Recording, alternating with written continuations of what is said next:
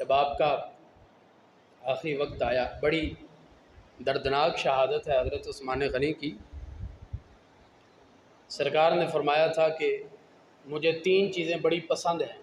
پھر حضرت ابوبکر نے کہا کہ حضور مجھے بھی 3 چیزیں پسند ہیں۔ فاروق اعظم نے بھی کہا کہ مجھے 3 چیزیں پسند ہیں۔ تو حضرت عثمان غنی کہنے لگے کہ حضور مجھے بھی 3 چیزیں پسند ہیں۔ پوچھا کون کون سی؟ تو عرض کرنے لگے کہ حضور پہلی چیز یہ ہے، میری چاہت ہے، مجھے پسند ہے کہ میں بھوکوں کو کھانا کھلاتا رہوں۔ دوسرے نمبر پہ میری چاہت ہے کہ میں ضرورت مندوں کی ضرورتیں پوری کرتا رہوں، جو بے لباس ہیں انہیں لباس پہناتا رہوں۔ اور تیسرے نمبر پہ کہا کہ حضور میری خواہش ہے کہ میں ہمیشہ قرآن پاک کی تلاوت کرتا رہوں۔ قرآن کریم کے ساتھ محبت ہی کہتے تھے کہ حضور میری خواہش ہے کہ میں ہمیشہ قرآن پاک کی تلاوت کرتا رہوں۔ جب آخری وقت تھا تو روزے کی حالت تھی، قرآن کریم کی تلاوت کر رہے تھے جس وقت آپ کو شہید کیا گیا، اور آپ نے پہلے خواب دیکھ لیا۔ پچھلی رات نبی پاک علیہ السلام کی زیارت ہوئی اور آپ نے فرمایا کہ اے عثمان، صبح کا روزہ ہمارے پاس آ کے افطار کر۔ یہ حضور نے پچھلی رات ہی آ کے خواب کے اندر فرما دیا تھا کہ صبح روزہ ہمارے پاس آ کے افطار کرنا۔ تو روزے کی حالت میں تھے، قرآن کریم کی تلاوت سارا دن کرتے رہتے تھے، اور جب وہ باغی، وہ بلوائی آپ کا محاصرہ کر کے آپ کے گھر کے باہر کھڑے تھے، حضرت عثمان غنی رضی اللہ تعالیٰ عنہ اپنی چھت پہ تشریف لائے۔ ان لوگوں کو مخاطب کر کے آپ فرمانے لگے کہ میں تمہیں اللہ کی قسم دے کے پوچھتا ہوں، کیا تم جانتے ہو کہ جب رسول پاک صلی اللہ علیہ وسلم مدینہ منورہ تشریف لائے تو بیر روما کے علاوہ، اس کنویں کے علاوہ پینے کا کوئی پانی کا انتظام نہیں تھا، اور نبی پاک علیہ السلام نے ارشاد فرمایا تھا کہ کون ہے کہ جو اس کنویں کو خرید کے مسلمانوں کی حاجت کو پورا کرے؟ تو آپ فرماتے کہ پھر میں نے جا کے وہ کنواں خرید کے مسلمانوں کے لیے وقف کیا تھا، اور سرکار نے اس کے بدلے میں مجھے جنت کی بشارت دی تھی۔ کیا تم اس بات کو جانتے ہو؟ تو اللہ کی قسم آپ نے دی تھی۔ انہوں نے کہا کہ ہاں یہ بات تو حقیقت ہے، جب پانی پینے کے لیے نہیں تھا آپ نے کنواں خرید کے وقف کیا۔ تو آپ نے فرمایا کہ کیسا وقت آ گیا ہے کہ جب مسلمانوں کے پاس پینے کے لیے پانی نہیں تھا تو میں نے کنواں خرید کے وقف کیا، آج اس کنویں سے پینے کے لیے مجھے پانی نہیں دیا جا رہا۔ 40 دن تک حضرت عثمان غنی کے اوپر پانی بند رکھا گیا، آپ کو پانی نہیں پینے دیا گیا، سمندر کا کڑوا پانی پیا کرتے تھے۔ آپ نے فرمایا کہ تم میں سے کون ہے جو علی کو پیغام پہنچائے کہ میرے پاس پینے کے لیے پانی نہیں ہے؟ تو مولا علی تک خبر پہنچی، آپ نے پانی کا انتظام کر کے مشکیزیں آپ کے گھر میں روانہ کیے، لیکن ان ظالموں نے پانی آپ کے قریب نہیں جانے دیا۔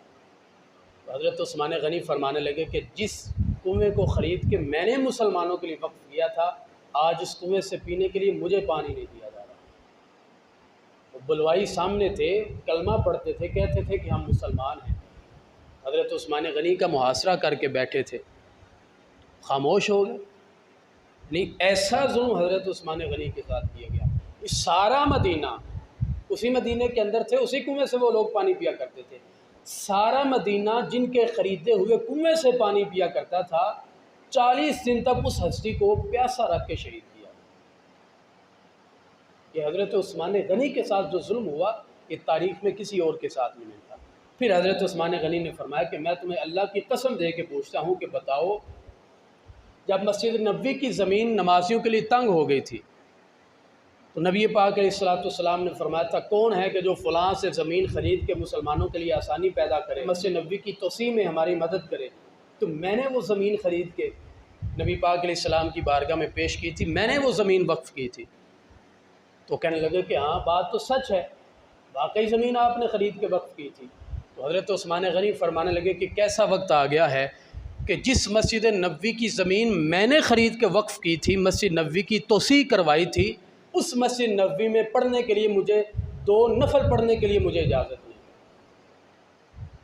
میں ایک نماز پڑھنے کے لیے نہیں جا سکتا اس مسجد کے اندر کہ جس کی توسیع کے لیے میں نے جگہ خرید کے وقف کی تھی۔ تو ظالم بدبخت سامنے کھڑے تھے، ہر چیز کو مان رہے تھے کہ واقعی یہ سچ ہے، لیکن اجازت نہیں دے سکتے، آپ کو جانے نہیں دیں گے، آپ خلیفہ ہیں تو ہم نے آپ سے خلافت چھیننی ہے۔ تو حضرت عثمان غنی نے تیسری مرتبہ فرمایا کہ کیا تم جانتے ہو، تم میں سے کوئی بندہ اس بات کو اس بات سے واقف ہے؟ میں قسم دے کے پوچھتا ہوں کہ بتاؤ، جب غزوہ تبوک کا موقع تھا، مسلمانوں کے پاس کوئی چیز نہیں تھی، جہاد کے لیے جانا تھا، نبی پاک علیہ السلام نے پوچھا تھا کہ مسلمانوں کی مدد کون کرے گا، تو میں نے 1000 اونٹوں کے ساتھ مسلمانوں کی مدد کی تھی، مسلمان مجاہدوں کے لیے میں نے مال پیش کیا تھا، اور نبی پاک علیہ السلام نے خوش ہو کے فرمایا تھا کہ آج کے بعد اگر عثمان کوئی نیکی نہ کرے تو اس کی یہ نیکیاں کافی ہیں جنت کے لیے۔ کیا تم جانتے ہو حضور نے یہ فرمایا تھا؟ کہنے لگے کہ سچ ہے۔ آپ نے فرمایا میں اسلام کے لیے ساری زندگی اپنا مال پیش کرتا رہا، آج مجھے کھانے کے لیے کوئی چیز نہیں دی جا رہی، لیکن نبی پاک علیہ السلام کا آپ کے ساتھ وعدہ تھا، آپ نے فرمایا تھا کہ عثمان اللہ تعالیٰ تمہیں ایک قمیص پہنائے گا خلافت کی، جب کوئی تم سے مطالبہ کرے کہ وہ قمیص اتار دو تو تم نے وہ اتارنی نہیں ہے، اس حال میں کہ تم میرے پاس پہنچ جاؤ لیکن وہ کرتا نہیں اتارنا، جو خلافت اللہ تمہیں عطا فرمائے۔ 12 سال تک خلافت کے بعد بلوائیوں نے آپ کو شہید کیا۔ روزہ رکھا ہوا تھا، جمعہ کا دن تھا، عصر کی نماز کے بعد قرآن کریم کی تلاوت کر رہے تھے تو 3 مسلمان کہلوانے والے آپ کے گھر کی دیوار پھلانگ کے گھر میں داخل ہوئے تو حضرت عثمان غنی کی داڑھی کو پکڑا۔ وہ کہتا تھا میں مسلمان ہوں، کلمہ پڑھنے والا تھا، لیکن آپ کی داڑھی کو جا کے پکڑا۔ وہ عثمان غنی کے جن کے بارے میں سرکار دو عالم صلی اللہ علیہ وسلم نے فرمایا کہ ان سے فرشتے حیا کرتے ہیں، جن کے بارے میں حضور نے فرمایا میری 40 بیٹیاں ہوتی تو میں ساری عثمان کے نکاح میں دے دیتا، اس حضرت عثمان غنی کو روزے کی حالت میں نہ کھانے کے لیے کوئی چیز تھی، نہ پینے کے لیے پانی تھا، روزہ آپ نے رکھا ہوا تھا۔ آج 18 ذو الحجہ کا دن تھا، آج 18 ذو الحجہ ہے، جمعے کا ہی دن ہے، تو عصر کی نماز کے بعد کا ٹائم تھا، آپ کو تلوار کے وار کے ساتھ شہید کیا گیا۔ قرآن کریم کی تلاوت کر رہے تھے، نسخہ سامنے تھا، سورہ بقرہ کی تلاوت جاری تھی، تو قرآن کریم کا وہ لفظ ہے سورہ بقرہ کے اندر فَسَيَكْفِيكَهُمُ اللَّهُ، آپ کہہ دیں کہ میرے لیے اللہ کافی، اس لفظ کے اوپر حضرت عثمان غنی کے خون کے قطرات آج بھی موجود ہیں، اور قرآن کریم کا وہ نسخہ ترکی کی لائبریری کے اندر موجود ہے، توپ کاپی میوزیم کے اندر وہ نسخہ موجود ہے جس کے اوپر حضرت عثمان غنی کی شہادت کے وقت بہنے والے خون کے نشانات ہیں۔ اس حال میں حضرت عثمان غنی کو شہید کیا گیا۔ جب مولا علی تشریف لائے، آپ کو پتہ چلا کہ حضرت عثمان کو شہید کر دیا گیا ہے، تو دروازے کے اوپر پہرا دینے کے لیے امام حسن اور امام حسین کھڑے تھے۔ امام سیوطی نے لکھا ہے تاریخ الخلفاء کے اندر، جب مولا علی کو پتہ چلا کہ شہید کر دیا گیا حضرت عثمان غنی کو، آپ تشریف لائے اور آپ نے آ کے حضرت امام حسن اور امام حسین کے ساتھ انتہائی غصے کے ساتھ گفتگو کی۔ جو لفظ لکھے ہیں میں وہ بیان نہیں کر سکتا، ان کے شایان شان نہیں ہیں۔ ان کا معاملہ تھا کہ انہوں نے کیسے حضرت امام حسن سے پوچھا کہ تمہارے ہوتے ہوئے کس نے انہیں شہید کر دیا؟ انہوں کہنے لگے کہ ہمیں تو پتہ نہیں، ہم تو دروازے پہ کھڑے تھے۔ آپ کی زوجہ نے بتایا کہ وہ پچھلے دروازے سے، پچھلی دیوار سے اندر داخل ہوئے اور ان لوگوں نے حضرت عثمان غنی کو شہید کیا۔ تو نبی پاک علیہ الصلوۃ والسلام کے اس غلام کی ساری زندگی مسلمانوں کے لیے مشعل راہ ہے۔ آپ کی زندگی سے سخاوت کا درس ملتا ہے، آپ کی زندگی سے ہمیں حیا کا درس ملتا ہے، آپ کی زندگی سے ہمیں نبی پاک علیہ الصلوۃ والسلام کی وفاداری کا درس ملتا ہے۔ آج ضرورت اس بات کی ہے کہ ہم نبی پاک علیہ السلام کے ان غلاموں کی زندگیاں پڑھیں اور ان سے سبق حاصل کریں۔ آج لوگوں کا تو ذہن ہے کہ میں فلاں کو اپنا آئیڈیل مانتا ہوں، فلاں میرا پسندیدہ کردار ہے، تو میں فلاں کی طرح زندگی گزارنا چاہتا ہوں۔ اللہ کرے کہ ہماری کوشش یہ ہو کہ ہم نبی پاک علیہ السلام کے ان غلاموں کی طرح زندگی گزارنے کی خواہش اپنے دل میں رکھیں، جس طرح حضرت عثمان غنی نے کہا تھا کہ یا رسول اللہ میری خواہش ہے کہ میں قرآن کریم کی تلاوت کرتا رہوں۔ اللہ تعالیٰ نے آپ کی اس خواہش کو ایسے پورا کیا کہ جب آپ کو شہید کیا گیا آپ اس وقت بھی قرآن کریم کی تلاوت کر رہے تھے، اور جس جگہ پہ کسی بھی مسلمان کو شہید کیا جاتا ہے وہ جگہ قیامت کے روز اس شہید کی شہادت کی گواہی دے گی۔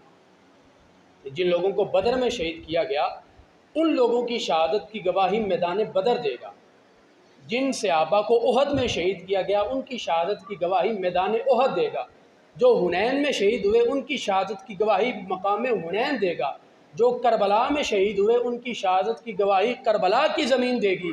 مولا علی شیر خدا کو جب شہید کیا گیا تو آپ نماز پڑھانے کے لیے مسجد میں تشریف لائے تھے، حضرت فاروق اعظم کو جب شہید کیا گیا تو مسجد نبوی کا محراب آئے گا گواہی دینے کے لیے، لیکن جب حضرت عثمان غنی کی باری آئے گی تو آپ کی شہادت کی گواہی دینے کے لیے اللہ کا قرآن آئے گا۔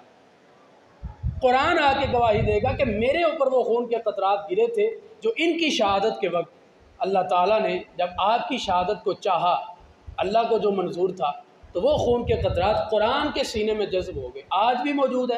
اور قیامت کے دن یہ قرآن گواہی دے گا کہ اللہ تعالیٰ کے اس بندے کو کس حال میں شہید کیا گیا۔ تو یہ آپ کا مقام ہے، قرآن کے ساتھ محبت کیا کرتے تھے، زندگی قرآن کے ساتھ آپ نے گزاری، قرآن کو جمع کیا، شہادت بھی قرآن پڑھتے ہوئے نصیب ہوئی، اور جب قیامت کا دن ہوگا تو آپ اسی حالت میں اٹھیں گے، قرآن کریم کی تلاوت کر رہے ہوں گے۔ تو ہمیں بھی اپنی ترجیحات کو بدلنے کی ضرورت ہے کہ ہم بھی کوئی ایسی چیز منتخب کریں اپنے لیے کہ جس پر ہمیں کل کو فخر ہو۔